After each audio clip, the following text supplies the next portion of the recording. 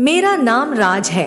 मैं 23 साल का हूँ और मैं मध्य प्रदेश का निवासी हूँ। शादी के लिए मुझे एक छोटे से गांव में जाना था, जहाँ आने जाने का कोई खास साधन भी नहीं था।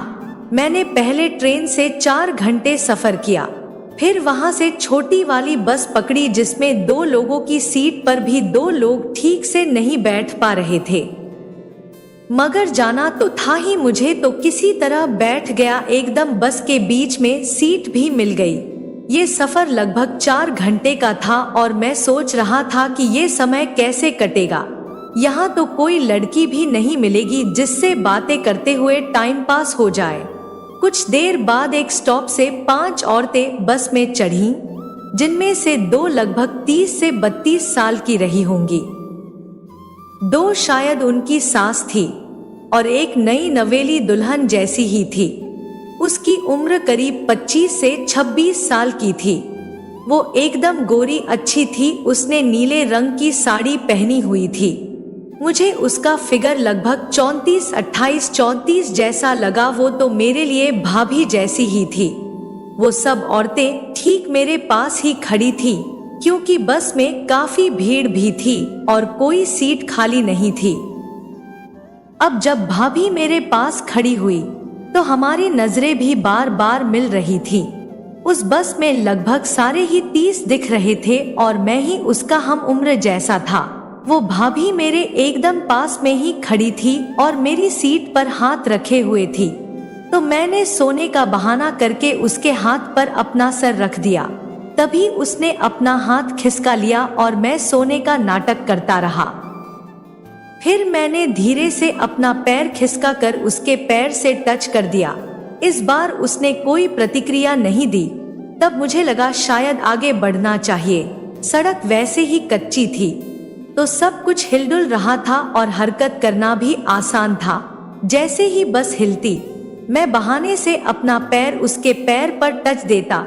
2-3 बार मैंने ऐसे किया, मगर अभी भी भाभी ने कोई प्रतिक्रिया नहीं दी। शायद उसे भी अच्छा लग रहा होगा।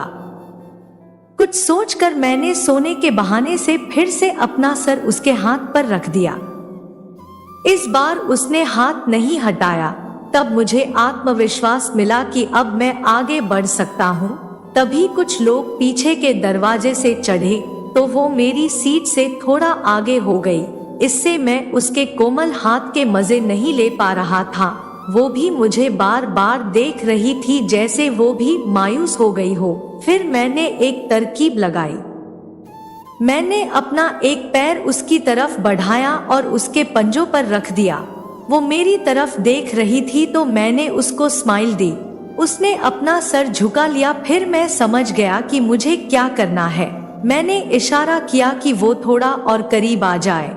तभी कुछ और लोग चले और इस बार वो मेरे एकदम पास आ गई। वो मुझे देखकर मुस्कुराने लगी। अब वो ठीक मुझसे चिपक कर खड़ी हुई थी। उसकी चिकनी कमर बार बार मेरे शरीर से रगड़ रही थी। मुझे तो जन्नत मिल गई थी। फिर मैंने भी अपना हाथ बढ़ाकर उसकी कमर पर लगा दिया। वो पूरे मजे ले रही थी। मैं तड़प रहा था, पर ऐसे माहौल में और क्या कर सकते थे। फिर मैंने तरकीब लगाई और उसकी सास, जो कि लगभग 50 से 55 साल से ज्यादा की रही होगी, उनसे कहा कि वो मेरी सीट पर बैठ जाएं। मैं खड़ा हो जाता हूँ। सास आसानी से मान गई, क्योंकि इतनी भीड़ में तो सभी को सीट चाहिए थी। वो भीड़ के बहाने से तुरंत मेरे से चिपक गई। मैंने भी अपना एक हाथ बढ़ाया और उसकी कमर पर रख दिया। तभी उसकी सास बोली, शिखा, तुम इतनी देर से खड़ी हो, थक तो नहीं गई? तब मैंने अपना हाथ बाहर निकाल लिया कि कहीं उनकी नजर ना पड़ जाए। शिखा बोली, नहीं, मैं ठीक हूँ। सास, अरे तुम्हें इस तरह से गांव की दिक्कतों की आदत नहीं है ना? इसलिए मैंने पूछा। शिखा, नहीं, अब शहरों के साथ गांव वाले तौर तरीके भी जरूरी हैं।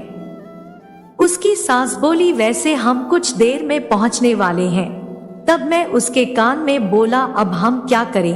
आप तो पहुंचने वाले हो। शिखा, जितना बन सके कर लेते हैं।